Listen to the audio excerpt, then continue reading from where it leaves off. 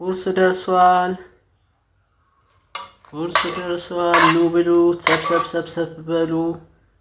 ክብደት የምትቀንሱ ጡንቻ የምትገነቡ ቁርስ ደርሷል። ምሳ ነው ቁርስ ደርሷል። ክብደት የምትቀንሱ ጡንቻ የምትገነቡ ቁርስ ደርሷል። እንግዲህ እንደዚህ ነው። በቃ እንግዲህ ቁርስ ይሄ ነው።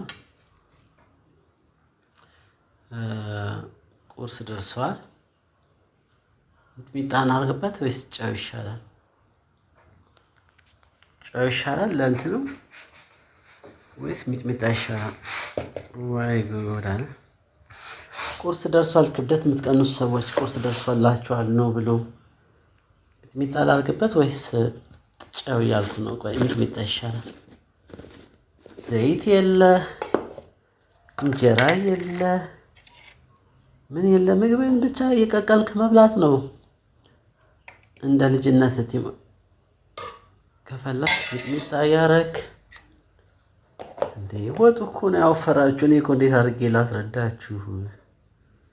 ወጡ ቁርስ ደርሷል።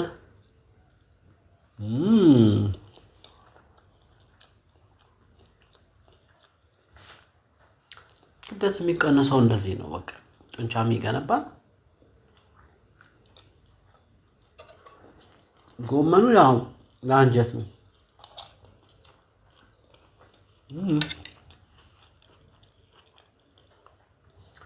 ቁርስ ደርሷል። ክብደት የምትቀንሱ ጡንቻ የምትገነቡ እንደዚህ ነው። ሁለቱንም በአንድነት ይሄ ነው እኮ በቃ አበላሉ። ገንፎ ትበላለህ ቁርስ ላይ? ምን ነክቶ ነው ገንፎ የምትበላው ግን? ገብስ ነው ብለህ ቅቤውስ አይሆንማ፣ ፕሮቲን የለውማ። እቺ ቁርስ 1 2 3 4 5 እንቁላል በ20 ብር 100 ብር ትንሽ ጎመን የ5 ብር ጎመን ቢሆን ነው 10 ብር 110 ብር ብቻ ነው የፈጀችው። ተአምረኛ የሆነች ቁርስ 15 ኪሎ እኮ የቀነስኩት ዝም ብዬ እኮ አይደለም፣ አልቀለድኩም እኮ። እዚህ ጎመን ውስጥ ኦልሞስት ዘይት የለውም፣ ትንሽ ነው። ያው እንደ ልጅነቴ ሚጥሚጣዬን ከጎን አረጋለሁ። ሚጥሚጣዬን አረጋለሁ፣ ጎመን አረጋለሁ። ዋናው ደግሞ ፓወር ሃውስ የሚባለው እዚህ ላይ እንቁላሉ። ውዴት አድርጌ ላስረዳችሁ እንዴ። ያንን ቦርጬን አድኩት እኮ እንደዚህ ነው እኮ እንቁላሉ። ዶሮን አመስግኑ፣ እግዚአብሔርን ዶሮን አመስግኑ። ዶሮን ያው እንቁላል በጣም ኮፈራችሁ፣ አስኳሉን ቀንሱት። እሺ እኔ እንኳን አሁን ብዙ ቀንሼ ትንሽ ነው የቀረኝ፣ 15 ኪሎ ቀንሼ ትንሽ ስለቀረ አስኳሉን እንበለዋለሁ። ወይ አንድ ሊቀንስ እንዴ። ግን በጣም ወፍራም ከሆናችሁ ለምሳሌ 6 7 እንቁላል ከበላችሁ የአራቱን ቀንሱት። ፕሮቲን የሚባለው ይሄ ነው፣ ነጩ ነው ሪል ፕሮቲን። በቃ በጣም አስገራሚ ነገር ነው። እዚህ ውስጥም ፕሮቲን አለ እኮ እዚህ ውስጥ 2.5 ግራም እዚህ አለ። ግን ፋትም አለው ደግሞ። ይሄ አታብዙት እሺ። ወፍራም ከሆናችሁ በጣም ዱባ ምናምን ከሆናችሁ ዱባ ማለት ቀዶ ገባ ከሆናችሁ እንትኗን ቀንሷት። ግን ለምን ንቅቅል እንደምንበላ አውቃችኋል? ስትጠብሱት ዘይት ስለሚገባበት ነው። ጠላታችሁ ዘይት ነው። ግን ጎመን ምናምን ስለምን እንደምንበላ አውቃችኋል? ፕሮቲን አንጀት ስለሚያደርቅ ነው። እሺ ማለት ድርቀት ያጋጥማችኋል እንደዚህ ጎመን ጥቅል ጎመን ምናምን ካልበላችሁ። እኔ ቤትማ ይኸውላችሁ ይሄ ነው የገዛሁት። ይኸውላችሁ የሳምንት አቮካዶ ስትበሉ ግን ተጠንቀቁ፣ አታብዙ። በቀን በጣም ወፍራም ከሆናችሁ ግማሽ አቮካዶ ብቻ ነው። እየቀነሳችሁ ትሄዱ ግን ትጨምሩታላችሁ። ካሮት ችግር የለውም፣ ጭፍጭፍ አድርጉት።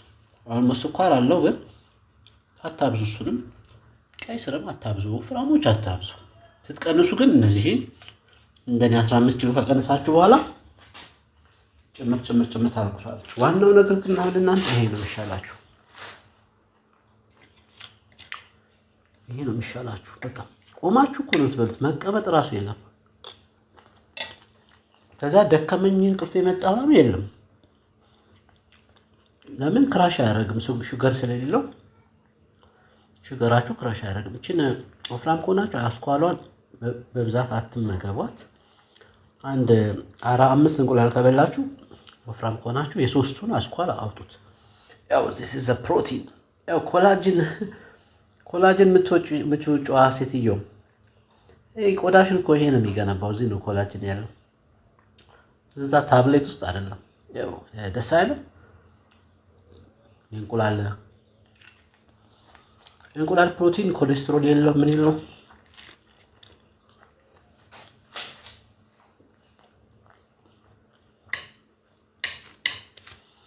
ጎመን በ30 ብር ምናምን ገዝታችሁ የብዙ ቀን ይሆናችኋል። ቢያንስ ምንድን ነሽ? ስንተኛ እንቁላል ላይ ደረስኩኝ? እንዴት ሶስቱን ጨረስኩ። ሶስቱን ከመቼው በላሁት? እኔ እኮ የሚገርመኝ እንቁላል ነገር በቃ ግብት ስምም የተለየ የተቀቀለው ገብቶ ዳቦ ካላጨመራችሁበት አያቃጥላችሁም። እኔ ዩኒቨርሲቲ ያለው መቼ ነው ማክሰኞ ነው ምናምን አንድ እንቁላል 6 ኪሎ ዩኒቨርሲቲ አሁንም አለ እንደዛ የምትበሉት ያላችሁ እንቁላል ይሰጣችኋል። አንድ ነው ሁለት ገረሳሁት፣ ሁለት ነው የሚሰጡን ከዳቦ ጋር ዩኒቨርሲቲ 6 ኪሎ ዩኒቨርሲቲ ያለው የዛሬ 20 ዓመት አካባቢ እና ካፌ እመገባለሁ። እኔን ካፌ አልነበርኩም። አቅሚቲ ያው ካፌ ስመገብ አንድ እንቁላል ይሰጠናል። ነው ሁለት ነው መሰለኝ፣ አንድ ነው ሁለት። ከዛ በዳቦ እቺ ሚስጥር ልንገራችሁ፣ እንቁላል የተቀቀለም ቢሆን ያልተቀቀለም ቢሆን የተጠበሰም ቢሆን በዳቦ ከበላችሁ ጨጓራችሁ ነደደ ብውን የሚለው። ከስንት ዓመት በኋላ ሚስጥሩን አላገኘሁትም። ለካ እንቁላል በዳቦ አይበላም። እንደዚህ ነው ትበሉት። በቃ ይሄን ጉርስ በቃ ምን ዳቦ ይፈልጋል አሁን? ይሄ ነው እንቁላል በቅጠላ ቅጠል ትችላላችሁ። በዳቦ ግን እኔ እንጃ ለምን እንደሆነ እንዴ ሁሌ ፋርማሲ አንቲ አሲድ መፈለግ። አንድ ቀን እስቲ እንደ ይሄ ነገር ብዬ አልሞከርኩትም። ባዶ ስሞክረው እንዴ ገብቶ ጸጥ ስምም በቃ ስምም። እንቁላሉ ላይ ዳቦ አታርጉ፣ ጨጓራችሁን የሚያቃጥላችሁ ሰዎች። ሚስጥሩ ይሄ ነው። ይሄ ሪል ፕሮቲን ነው። በጣም በቃ ሙሉ ለሙሉ ፕሮቲን ነው ይሄ የእንቁላል ነጩ ማለት ነው። አንዳንድ ፕሮቲን ተብሎ እኮ አሁን ለምሳሌ ባቄላ ብበሉ አብዛኛው ካርቦሃይድሬት አለው፣ ውስጡ ደግሞ ከጎን አለው። ምስርም ፕሮቲን ቢኖረው ብዙ ካርቦ አለው። ስጋ ራሱ ፕሮቲን እኮ አይደለም፣ ቀዩ ራሱ ብዙ ፋት አለው እኮ ውስጡ፣ ቀይ የሚባለው ራሱ። እንቁላል ግን አስኳል ስትበሉ ግን የሀበሻውን ብሉ ደግሞ አስኳል ስትበሉ። ለምን ኦርጋኒክ ነው። የፈረንጅ እንቁላል እኮ እዛ ኬጅ ውስጥ አይደል እንደሚያሳድጓቸው፣ ፀሐይ እንኳን አያሞቋቸውም እኮ እንጃ። ዋጋው የሀበሻው እየተወደደ አስቸግሮ ሄደው እንጂ የፈረንጅ አልገዛም ነበር። ግን በቀን 8-9 እንቁላል እየበላው እንዴት ነው የሀበሻ የምገዛው? የ5 ብር ምናምን ዲፈረንስ አለው እኮ 4 ብር አንዳንዴ 3 ብር በእንቁላል። በዛ ላይ ስጋም ስለምገዛ የስጋ ደግሞ የምበላው ልንገራችሁ። 1 ኪሎ ስጋ ገዛና 10 ቦታ አድርጌ ነው የምበላው እኔ። እናንተ ኪሎ ስጋ ምናምን ጠብሳችሁ ብትበሉ አላችሁ። እኔ ግን ለመሰላችሁ እዚህ ጋር እንቁላል እየበላው እዛ ጋር ደግሞ ስጋ እንደገና እርጎ እየጠጣው እንዴ! ፕሮቲን በፕሮቲን ለሆነ እንዴ! ወጪ ቁጠባ። ቆይ ፍሪጅ ላሳያችሁ። ትናንት ገዝቼ ያላችሁ እንደዚህ ነው ማረጋው። 1 ኪሎ ያን 100 ግራም ነው ይሄ። 1 2 3 ስንት ነው? 1 2 3 4 5 6 ያው 600 ግራሙ ማለት ነው። ያው እቺ 100 ግራም ነች። እቺ 100 በቃ አንዷ እቺ 100ዋን ለአንድ ቀን እንደዚህ አንድ ቀን አሁን ከዚች አወጣለሁ። እንደዚህ ማቀዝቀዣ ውስጥ ይቀመጣል።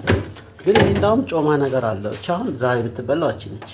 ይሄ ነገር ይሄ ከነገ ወዲያ 10 ቀን። አሁን እዚህኛው ታች ያደረኩት እንትን ላላ እንዲል ነው። በኋላ ከዚህ ግን ጮማ አለው። ይሄኛው ችግር የለውም። ትንሽ ጮማ እኮ ችግር የለውም። ያው ፒውር ፕሮቲን ከፈለጋችሁ ያው ኤግ ከዛ ደግሞ ስትቀንሱ ሎሚ በውሃ መጠጣት አለባችሁ በየቀኑ ኮንትን ያመጣል። አረ ፍሪጄ ጮኸ፣ ከፈትከኝ ዝጋኝ እያለ ነው። በየቀኑ ሎሚ በውሃ ካልጠጣችሁ የኩላሊት ጠጠር ይፈጠርባችኋል የምትቀንሱ ሰዎች። እሺ ፋቱ እንደዛ የሚል ነገር ሳይንስ አለ። ያ በቃ እንደዚህ ብቻ ነው። እንደዚህ ቲማቲም ምናምን እንደልባችሁ። እቺ ሚስጥር ነገርኳችኋል። ዛሬ ግን ካሮቶቹ ግን ምን ሆነው ነው ጋይስ? ካሮት ገዝቼ እንዴ እንደዚህ ካሮት ማደግ ጀመረ እንዴ! ዛሬ የገዛሁት ካሮት እንዴ ይሄ ነው ያካክል ካሮት እንዴ ካሮት እዩት፣ እንደዚህ ያድጋል። ቆይ እንደዚህ ያድጋል። እንደዚህ ይሄማ ሰንጋ ነው በቃ። ያው ዝም ብዬ ጥሬውን ነው የምበላው። አሪፍ ነው ለአይን ጥራት። እነዚህ ቀነስ ስታረጉ ነው ዱባ የሆናችሁ ሰዎች ይሄን እንበላለሁ ብትሉ ዋ። አሁን ወደ ቁርስ እንሂድ። ስንት እንቁላል በላሁ እስካሁን? 1-3 አስኳል እየቀነስኩ ነው። እሺ ግን 2 ከቀነስኩ ይበቃል። ይኸውላችሁ this is the greatest የሚባለው ፕሮቲን ይሄ ነው በቃ። ውስጡ ምንም ነገር የለ። አሁን የእንቁላል የፈረንጁ ያሁን ስንት አለው ማለት ነው? ይሄ በቃ 3.5 ግራም ነው ፕሮቲን ይሄ እንዳለ። ይሄን ዋጥ ነው በቃ ዋጥ እኮ ነው። ሌላ ምንም ነገር እኮ የለም። አይታኘክም፣ ራሱ ምንም አይታኘክም እኮ። ይሄ ደግሞ ባልወደውም በግድ ነው የምበላው። ምክንያቱም ፕሮቲን ዝም ብለህ ከበላ ጠዋት ሽንት ቤት ውስጥ ቁጭ ማለት ነው፣ አትወጣም። ትግል ነው የሚሆነው። ይሄ እንደዚህ ጎመንና ይሄ ቆስጣ ነው፣ እንዳውም ዘ ቤስት ቆስጣ ነው። በቃ ቁርስ አሁን ጨረስኩ። እነዚህ 2 ይቅርብኝ። አሁንም 7 ኪሎ መቀነሳለሁ። ገና 15 ብቻ ነው የቀነስኩት። 22 ኪሎ ነው መቀነስ ያለብኝ። ስለዚህ እነዚህ 2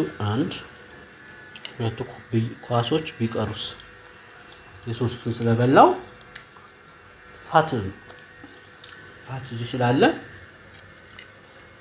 ያው እንደዚህ በቃ ሳይንስ እና ቴክኖሎጂ አድርገነዋል አመጋገባችንን ከብዙ ዘመን በኋላ። ግን ይሄ እንደዚህ ማድረግ ውጤት አምጥቶልኛል። 1 አመት ሙሉ ወደ 15 ኪሎ ቀንሼበታለሁ። ጎመን በቃ እንደዚህ አይጠፋም ከቤታችሁ። በቃ ሲምፕል ነው ላይፍ። ጠረጴዛ ላይ ቁጭ ማለት የለም፣ ምናምን የለም፣ ወጥ የለም፣ መጨለፍ የለም። እዚሁ ኪችናችሁ ውስጥ ዋጥ አይደክምህም፣ እንቅልፍህ አይመጣም። ምንድነው ኢንሱሊን ሬዚስታንስ ክራሽ አያደርግም ኢነርጂ። አሁን ብዙዎቻችሁ ምሳ ከበላችሁ በኋላ እንቅልፍ የሚላችሁ ለምንድን ነው? እኔ ደርሼበታለሁ። ስኳር፣ ቡና በስኳር። በነገራችን ላይ ወዲያው ምግብ ተበልቶ ቡና አይጠጣም። ታውቃላችሁ ይሄንን? አብዛኛው በተለይ የስጋ ላይ ችግር የለውም። ስጋ የአኒማል እንትን ያመጣል። ምንድነው መሰላችሁ? አይረን ማዕድንን እንዳይመጠጥ ያደርጋል። ቡናው ከምግብ የምታገኙት የብረት ማዕድን እንዳይመጠጥ ያደርግና ዊክ ድክምክም የሚላችሁ እሱ ነው። ቡና ለመጠጣት ወይ ከምግብ በፊት እናቶቻችን እንደሚያደርጉት ትንሽ የቁርስ ነገር ዝም ብላችሁ አድርጋችሁ ትንሽ ባዶ ሆድ እንዳይሆን ከፈለጋችሁ፣ ወይ ደግሞ እንደኔ ጨጓራ ከሌለባችሁ ዝም ብላችሁ ትጠጡታላችሁ። ከዛ ከ2 ሰዓት በኋላ ነው ምግብ የምትበሉት። ወይ ደግሞ ምግብ ከበላችሁ ከ2 ሰዓት በኋላ ቢሆን 1 ተኩል በትንሹ 1 ሰዓት ማለፍ አለበት። ብዙ ሰው ድካም እየመጣበት ያለው በቡና ምክንያት ነው። ቡናው ምግብ ውስጥ የሚገኘውን አይረን 90% ጎግል ማድረግ ትችላላችሁ፣ በሰውነት አብዞርብ እንዳይደረግ ይከለክላል። አሁን ህዝቤ እንዴት ነው ምግብ ይበላል ወዲያውኑ ነው የሚጠጣው። ይሄ እኔ አሁን የተማርኩት ነገር ነው። በነገራችን ላይ እድሜያችሁ እየቆየ ቢሄድም እውቀት ታገኛላችሁ ጎግል ካረጋችሁ ምናምን። እኔ ታዲያ ለምን 20 ዓመት ሙሉ ቦርጬን ይዤ ቆየሁኝ? የእውቀት ማነስ እኮ ነው። አሁን እንዴት ታዲያ ጠፋ? ዲፈረንስ ኢዝ እውቀት ኖሌጅ ነው ማለት ነው። አሁን ቁርሴን በላው ጨረስኩኝ። እዚህ ቁርሴ ላይ እንደምታዩት 5 እንቁላል ማለት ሁለቱን አስኳል የወጣው እንጂ አስኳል ያልወጣባቸው እያንዳንዱ እንቁላል 6 ግራም ፕሮቲን ሰጥቶኛል። 6 ጊዜ 3 18 ከ3ቱ አግኝቻለሁ። ግን ሁለቱ ደግሞ አስኳል የወጡት ወደ ልክ አስኳሉ ሲወጣ 2.5 ግራም ፕሮቲን ይቀንሳል። ስለዚህ 3.5 4 5 6 3.5 ከዛ ካገኘው 7 18ቱ ላይ ደምሩት 25 ግራም ፕሮቲን አግኝቻለሁ። በዚች ምግብ ፋት የለም። ኦልሞስት ትንሽ አለ እዚህ አስኳል ውስጥ ትንሽ ፋት አለ፣ ችግር የለውም። የሁለቱ አስኳል ውስጥ እዚህ ጎመን ውስጥ ብዙ የለም። ውሃ በሉት በቃ ትንሽ በትንሽ ዘይት ነው የሰራው። አለቀ በቃ አለቀ። ወጥ ስትበሉስ ሽሮ ስትበሉስ ችግሩ እኮ እንጀራ ስትበሉስ እንጀራው እኮ አይደለም በጣም ችግሩ፣ እዛ ውስጥ የተደበቀ ብዙ ዘይት አለ። በአንድ ሾርባ ማንኪያ መቼስ ወጥ አይሰራም። እኔ ግን እቺን ነገር ይሄን ሙሉ ብረት ድስት ጎመን በአንድ ሾርባ ማንኪያ ነው የሰራሁት ዘይት። ገብታችኋል? አቮካዶ ሄልዚ ነው ትባላላችሁ። አቮካዶ ጁስ ትጠጣላችሁ። ኖ አቮካዶ ሄልዚ እኮ ነው፣ ቶፕ የታወቀ ነው። አቮካዶ ከእንቁላል ጋር የዓለም ሱፐር ፉድ የሚባል ነው አቮካዶ። ግን በቀና ግማሽ አቮካዶ ብቻ ነው የሚበላው። የዚህ አቮካዶ ግማሹ ነው ለአንድ ቀን የምትበሉት እንጂ ጁስ እኮ 1/4 ነው እኮ የሚያቀርቡላችሁ እኮ እንደዚህ ጨምቀው እኮ ነው። ይሄ እንደዚህ 1 3 4 እኮ ነው በጁስ ብርጭቆ የሚሰጧችሁ። እሱማ በውርጭ ነው የሚሆነው ማለት ኦይሉ ሄልዚ ነው። ይሄ ሄልዚ ኦይል አይደለም። ይሄ ዝም ብሎ ብረት ድስት እንዳይዝ ምናምን መጠቀም ያለባችሁ። ይሄ ሄልዚ አይደለም። ከዚህ እኮ ቅቤ ይሻላል ታውቃላችሁ አይደል? ቅቤ ቢሆን መብዛት አይችልም። ኦይል የሚባል ነገር መብዛት አይችልም። ምክንያቱም 1 ግራም ኦይል እኮ 9 ካሎሪ አለው። አሁን ለምሳሌ እቺ ሽሮፕ መለኪያ ነች። አሁን እቺ ስንት ነች? 27 ሚሊ ሊትር ትላለች። በዚህ በኩል ስንት ነው? 30 ይላል። እዚህ ለሳም ባረጋው እቺ የሽሮፕ መለኪያ ሽሮፕ ጉንፋን ይዟችሁ አታውቁም? በሱ ይሄ 30 ሚሊ ሊትር አሁን እንበል። እሺ አሁን ይሄ ዘይት ነው እንበል። አሁን ዘይት ነው እንበል። እቺ እንሙላት እስቲ። አሁን ይሄ ዘይት ስንት ካሎሪ ያለው ይመስላችኋል? ካሎሪ ማለት እኮ ኃይል ነው። ከገባ አይወጣም፣ ዝም ብሎ አይወጣም ካልፈጋችሁ። እቺ ዘይት 30 ሚሊ ነች ማለት ነው። ውሃ ነው ግን ዘይት ብንለው በ9 እኮ ታባዙት ታምናላችሁ? 9 ጊዜ 3 270 ካሎሪ ነው እኮ የሚይዘው።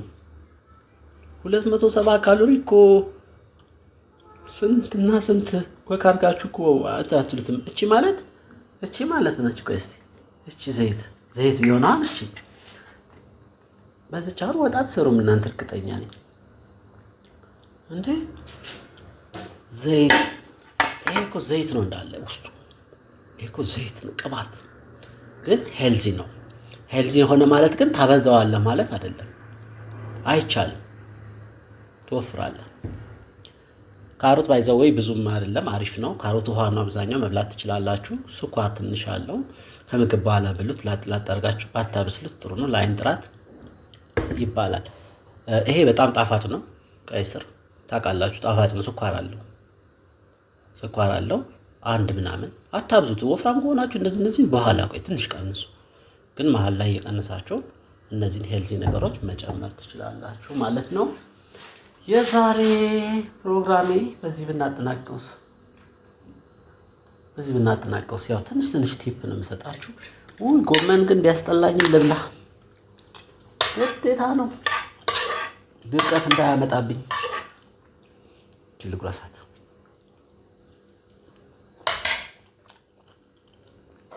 ይሄ በቃ ትቼዋለሁ፣ ልጆች ስለሌሉ እዚህ ይሄ ጥለዋለሁ። ይሄ በቃል ይሄ ይውጣ። ይሄ ግን እዚህ ቢጨመርስ ግን ተጨማሪ ይሄ ይቅር። ጎመስ አንድ ልቁርስ በግድ እናንተ ያዋራው አንድ እንደምን ባለውለታዬ ነው። አንጀቴ ያለሰልሰዋል።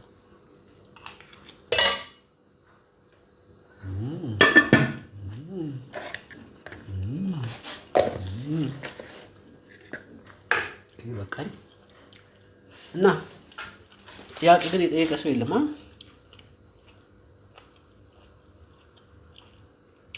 እና ወጡን ምንጠላው እንጀራ ይቅር የተባለ ያለውም ወጥ ማባያው ወጥ ስለሆነ ብቻ ነው።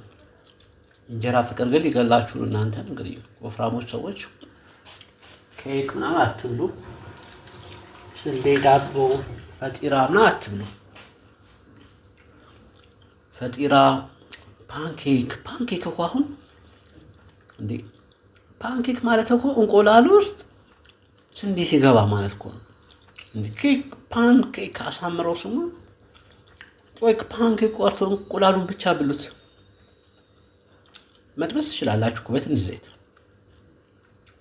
ፈጢራ በማር ያም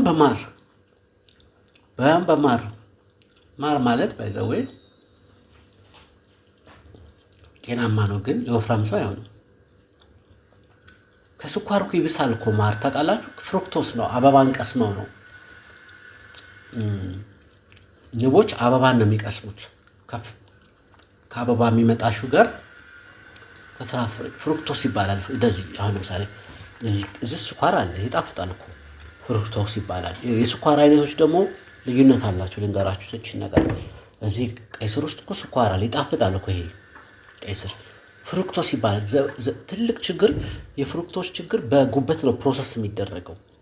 ጉበት መጀመሪያ የፍራፍሬ ስኳር ካገኘ ቀጥታ ወደ ፋት ነው የሚቀየረው መጀመሪያ። እኔ እኮ ጁስ እየጠጣሁ እኮ ነው። እኔ እኮ ቦርጭ እኮ የነበረኝ እኮ ቢራ እየጠጣሁ ወይም ውስኪ እየጠጣሁ አይደለም፣ አልወድም። ጁስ በቃ ጁስ አሪፍ ነው እያለን ጁስ በዳቦ ጁስ ቤት ታውቃላችሁ፣ ሁሉም ጣፋጭ ናቸው። አቮካዶ ደግሞ ፋት ነው። ብዙ አቮካዶ ይወዳል በዳቦ ግን ፋት ነው፣ ብዙ ፋት ነው። ቅድም እንደነገርኳችሁ ግማሽ አቮካዶ ነው በቀን መብላት የሚቻለው ብዙ ስለሆነ ማለት ነው። አታምርም? ይሄ እኮ አልበሰለም ገና ይበስል አሪፍ ነው። በነገራችን ላይ አቮካዶ ስገዙ ቆዳው ልስልስ ያለ ስገዙ አሪፍ ነው። ሸካራው እኔ ጣዕሙም አይመቸኝም። እና ፍሩክቶስ ተጠንቀቁ። ማር ፈጢራ በማር ስንዴውን ነግራችኋለሁ፣ አይሆንም። ዘይት አለው ፈጢራ፣ ቱማች ዘይት እንደዛ የሚጣፍጠው እኮ። በነገራችን ላይ ምግቦች እኮ ጥፍጥ የሚሉት ዘይትና ቅቤ ሲገባባቸው። ትግሉ እኮ እዛ ጋር እኮ ነው። ቆይ እንዲጣፈጣችሁ ነው የምትፈልጉት ወይስ ጤናማ እንዲሆን ነው? ማለት መወፈር ጤናማ ስላልሆነ ማለት ነው። የሚጣፍጥ ነገር በሙሉ ያወፍራል።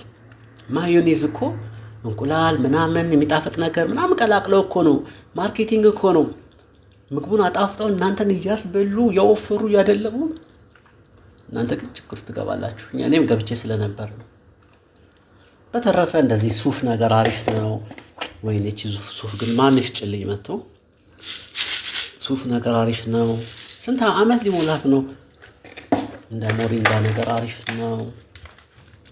አርባፎ እንደዚህ ነገር ፌጦ ምናምን አሪፍ ነው። ማን ይፍጭልኝ ግን ይችል።